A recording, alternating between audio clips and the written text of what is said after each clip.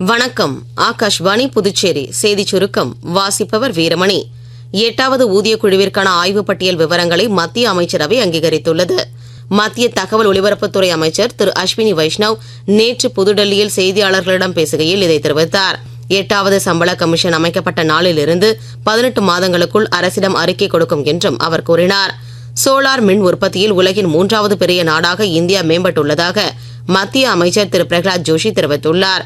நேற்று புதுடெல்லியில் சர்வதேச சோலார் கூட்டணி பேரவையின் 8வது அமர்வு குறித்து செய்தியாளர் கூட்டம் ஒன்றில் பேசுகையில் அவர் இதை தெரிவித்தார். புதுச்சேரி யூனியன் பிரதேசத்தில் சிறப்பு தீவிர வாக்காளர் பட்டியல் திருத்தப் பணிகள் குறித்து தலைமை தேர்தல் அதிகாரி அலுவலகம் அங்கீகரிக்கப்பட்ட அரசியல் கட்சி பிரதிநிதிகளுடன் நேற்று ஆலோசனைக் கூட்டம் நடத்தியது.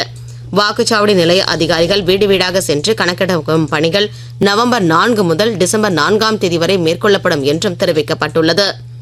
புதுச்சேரி அரசின் வருவாய் மற்றும் பேரிடர் மேலாண்மை துறையில் துணை வட்டாட்சியர் பணியிடங்களுக்கு போட்டித் தேர்வுகள் மூலம் தேர்ந்தெடுக்கப்பட்ட 30 பேருக்கு பணி நியமன ஆணைகள் வழங்கப்பட்டதை தொடர்ந்து இவர்கள் நேற்று முதலமைச்சர் திரு ரங்கசாமியை சட்டப்பேரவையில் சந்தித்து நன்றி தெரிவித்தனர்.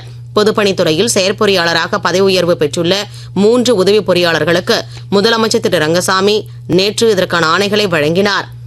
முதலமைச்சர் திரு ரங்கசாமி புதுச்சேரி அரசின் டெல்லி சிறப்பு பிரதிநிதி திரு மல்லாடி கிருஷ்ணராவை தொலைபேசியில் தொடர்பு கொண்டு ஏனாம் பகுதியின் புயல் நிலவரங்களை நேற்று கேட்டறிந்தார்.